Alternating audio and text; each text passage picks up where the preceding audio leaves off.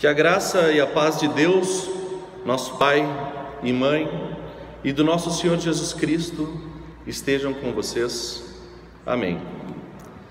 Saúdo a comunidade com um bom dia. E quero dizer que eu gostaria de dividir essa pregação em 3 momentos. O primeiro momento, eu quero compartilhar com vocês algumas motivações prévias, algumas inquietações que eu mesmo trouxe quando li esse texto bíblico. Depois nós vamos conversar sobre o texto propriamente e, por fim, tentar compreender o que ele significa para o nosso mundo hoje em dia. Todo mundo tem suas motivações prévias quando a gente se aproxima de um texto. Qualquer texto que seja, principalmente texto bíblico, quando a gente carrega expectativas, desejos, sonhos, quando nós lemos um texto bíblico, a gente traz conosco o que nós somos. Uma inquietação que sempre me acompanhou quando li esse texto é o último versículo do texto de João, que diz: os pobres sempre os tereis entre vocês, mas eu não estarei sempre com vocês, diz Jesus. E eu sempre me perguntava o que significa isso. Não seria contrário à ideia de que o reino de Deus pode ser vivido em plenitude já aqui nesse mundo? Não seríamos capazes de trabalhar para viver essa utopia da igualdade e da justiça, na qual não há nem miséria e nem pobreza? Essa pergunta sempre me inquietou. Outras 2 premissas ou motivações que eu trago é de dizer que eu acabei descobrindo nesse texto que ele fala sobre o duplo mandamento do amor. Qual seja esse duplo mandamento que Jesus nos deu: amar a Deus sobre todas as coisas e amar ao próximo como a si mesmo. Eu acabei descobrindo que esse texto, ele traz esse tema como central. E por fim, de que o amor radical que se manifesta em Jesus Cristo, ele tem o seu ápice na cruz que está por vir, como nós cantamos. Foi no Calvário que ele nos mostrou o que é amar. E nós agora justamente nos aproximamos do fim da Quaresma. Fim de semana que vem é Domingo de Ramos, quando Jesus já entra triunfalmente em Jerusalém e logo depois já é preso, condenado e crucificado. Esse texto de João é uma mesma história que é contada em todos os evangelhos. Esta história de uma mulher que abre um jarro de um perfume, de um bálsamo, e acaricia Jesus. Alguns dizem que é no pé, outros dizem que é na cabeça. Mas este texto de João, ele traz algumas questões muito próprias. São falas próprias de João que não se encontram nos outros textos. E eu quero trazer algumas dessas questões que o João apresenta, que não está nem em Marcos, nem em Mateus e nem em Lucas. Primeiro, que João situa esse texto 6 dias antes da Páscoa, ou seja, de 3 a 4 dias antes da morte de Jesus. Enquanto que outros nem situavam quando que esse texto acontecia, João faz questão de dizer que este encontro na casa de Lázaro acontece no caminho de Jesus para Jerusalém. O segundo aspecto é que esse texto menciona que foi na casa de Lázaro este encontro. E Lázaro, não sei se vocês se lembram, Lázaro foi aquele amigo de Jesus que foi ressuscitado. Lázaro havia morrido e as irmãs de Lázaro, Marta e Maria, mandaram mensagem para Jesus pedindo para que ele viesse ressuscitar o Lázaro. E Jesus veio a seu tempo e fez este sinal da ressurreição de Lázaro. Talvez a única ressurreição que Jesus promove nos evangelhos. Enquanto que os outros evangelhos de Marcos, Mateus e Lucas dizem que esse encontro aconteceu na casa de Simão, o fariseu, ou Simão, o leproso. João diz que foi na casa de Lázaro. Quais seriam as intenções desse evangelista em dizer que o encontro foi na casa de Lázaro? Primeiro, que o evangelista quer misturar, quer atrelar esta ação que Maria promove por Jesus à ressurreição de Lázaro. Ou seja, Jesus, o texto está falando sobre ressurreição. É justamente na ressurreição de Lázaro, conforme o Evangelho de João, que os líderes judeus decidem tirar a vida de Jesus. Ou seja, a ressurreição de Lázaro, e esse texto que vem logo depois, é o início da caminhada para o Calvário. É quando começa a ser anunciada a morte e ressurreição de Jesus Cristo. Maria e Marta provavelmente sabiam disso. Marta era essa, vocês lembram daquela história entre Marta e Maria, que Marta fica na cozinha trabalhando, preparando o alimento, enquanto Maria senta lá para ouvir Jesus contando história, Aí a Marta vem e reclama: Jesus, Maria não está ajudando aqui. E aí o Jesus diz: deixa ela escutar a história, porque uns servem de um jeito e outros servem de outro jeito.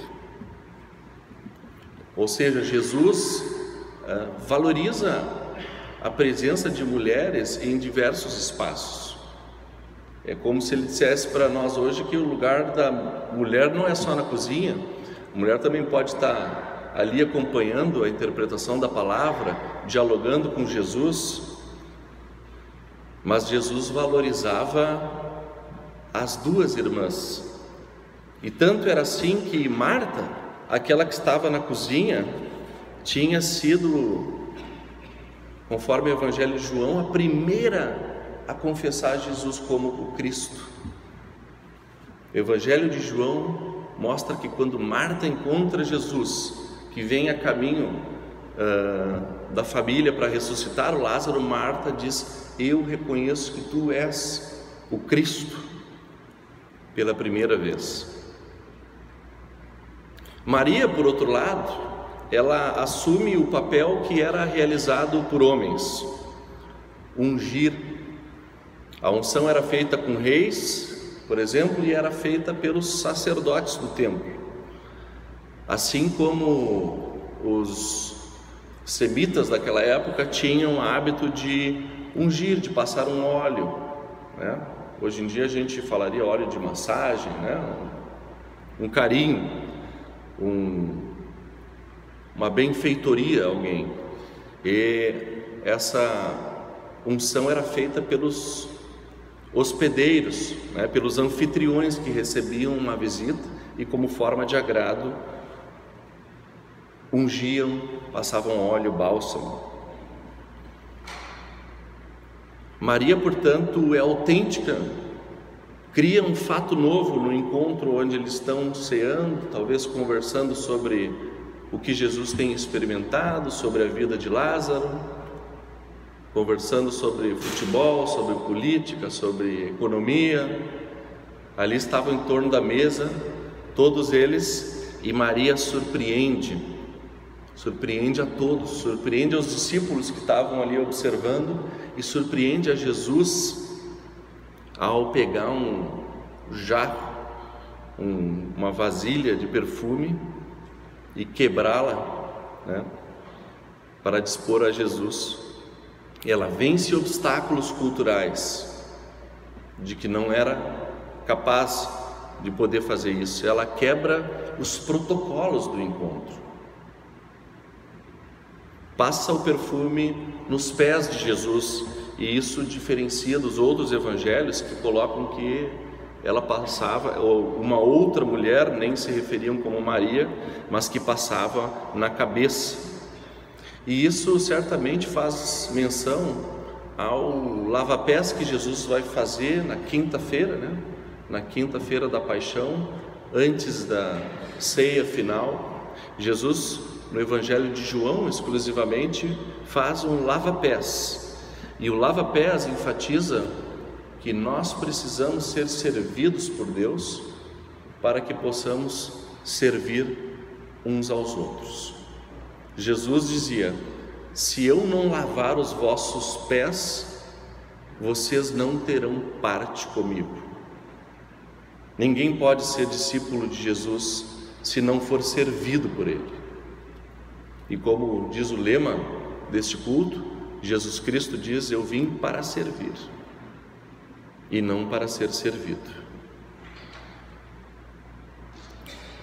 Maria, portanto, sabendo que Jesus vai caminhar para a cruz, para Jerusalém, para o Calvário, ela inicia os ritos de embalsamamento de Jesus.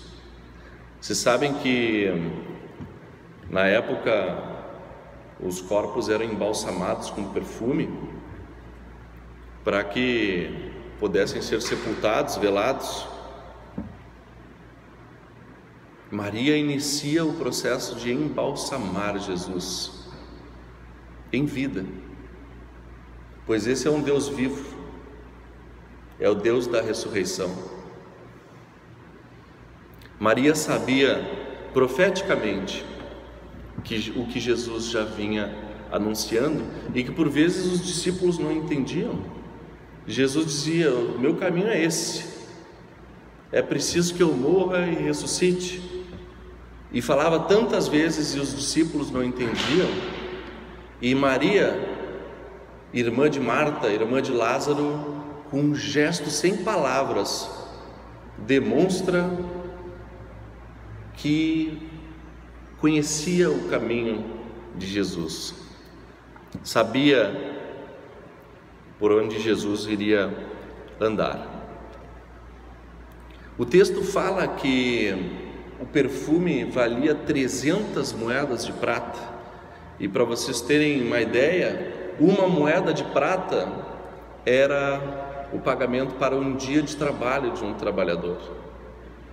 Então, Maria quebrou um frasco de aproximadamente valendo 1 ano de trabalho de um trabalhador simples, de nardo puro, uma iguaria que vem do norte da Índia e tem propriedades terapêuticas, muito raro naquela região de Jerusalém. E secou os pés de Jesus com os seus próprios cabelos. Eu não posso mostrar como é que seria, né? Me falta material. Mas pensem nisso: secar os pés de Jesus com os próprios cabelos é um sinal de carinho, de afeto, de cuidado.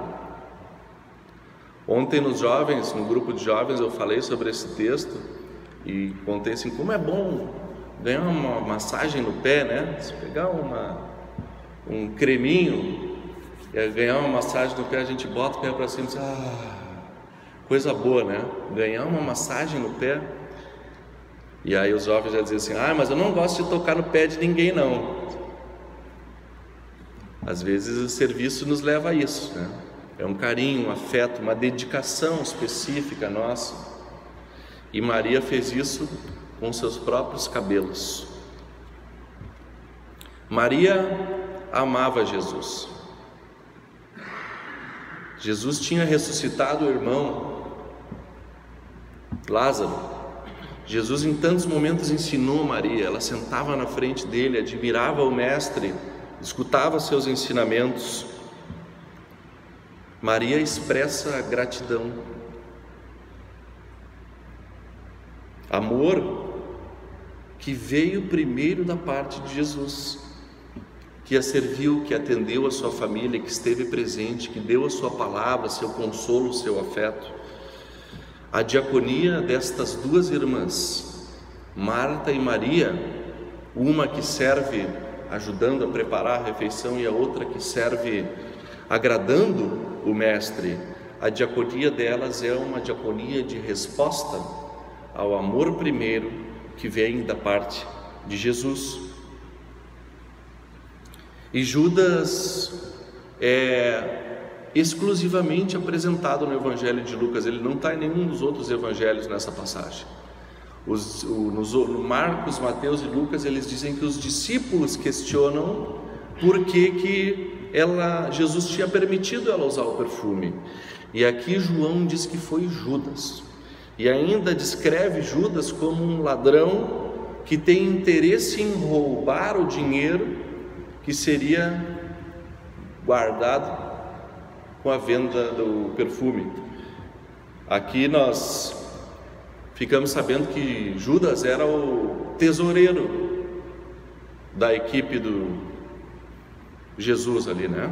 Os discípulos precisavam se organizar, né? E Judas era aquele que cuidava da bolsa de dinheiro.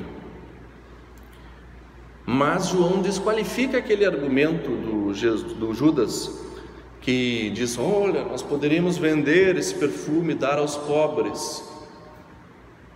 Portanto, já indica que sabia que o interesse de Judas não era esse. Judas não fazia isso por bondade, não estava interessado em ajudar os pobres. Ele era um hipócrita mesmo.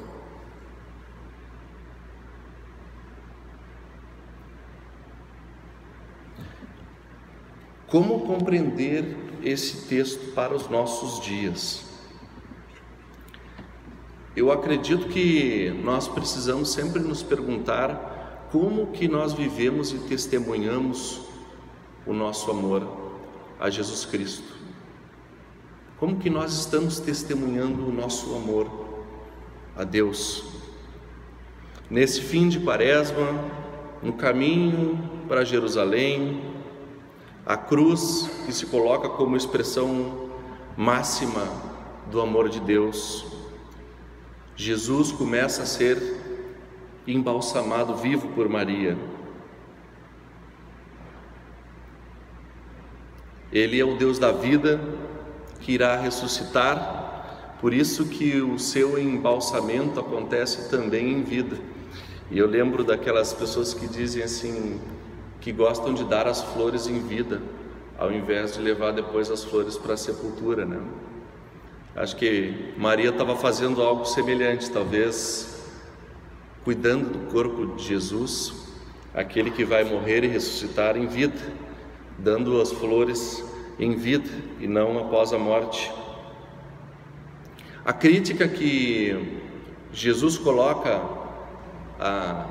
censurando o comentário de Judas é uma crítica a um tipo de amor assistencialista, um tipo de amor ou de ação pelo próximo baseado na hipocrisia, como se nós estivéssemos realmente preocupados em ajudar os outros, servir sem participação, sem uma motivação verdadeira.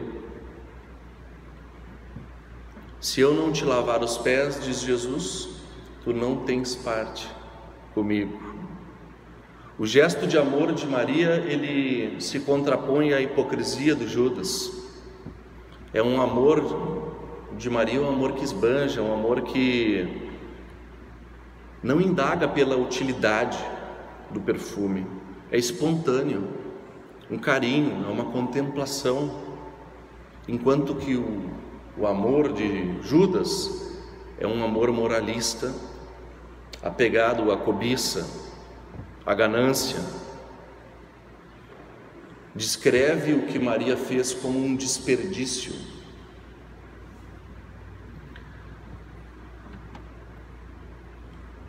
E aqui eu retomo o duplo mandamento do amor: amar a Deus sobre todas as coisas e ao próximo como a si mesmo. Esse foi o modo como eu expliquei as minhas próprias inquietações de dizer: como pode que Jesus censure Judas, que quer ajudar os pobres? De nada vale o nosso amor ao próximo, o nosso serviço, se ele não é resultado do nosso amor ao próprio Deus. E assim Lutero dizia na explicação do primeiro mandamento: devemos amar e temer a Deus e confiar nele acima de todas as coisas. O amor ao próximo que não se baseia na nossa relação de amor com Deus, o amor que nós recebemos de Deus e o amor que nós devolvemos como gratidão, não passa de hipocrisia, não passa de um assistencialismo, não passa de uma ação com outras motivações. Por fim, eu recordo o texto de Isaías que nós lemos, que diz: pois agora vou fazer uma coisa nova, e logo vai acontecer, e de repente vocês virão. Este é o povo que eu criei para que fosse meu, a fim de que me desse louvores ao meu nome. A coisa nova que se anuncia para nós é a ressurreição de Jesus Cristo, é o perdão dos nossos pecados, é a nossa justificação, é a nossa promessa de vida em abundância, é a promessa de que a morte já não é mais o fim de tudo, o limite da vida. Assim Deus nos convida, como Marta e Maria, a servirmos com nossos dons como forma de amor e gratidão por tudo aquilo que Deus tem feito por nós e por tudo aquilo que ainda vai fazer. Como estamos demonstrando esse nosso amor a Deus, que tem sido tão maravilhoso? Lâmpada para os meus pés é a Tua palavra, Senhor, e luz para o meu caminho. Amém.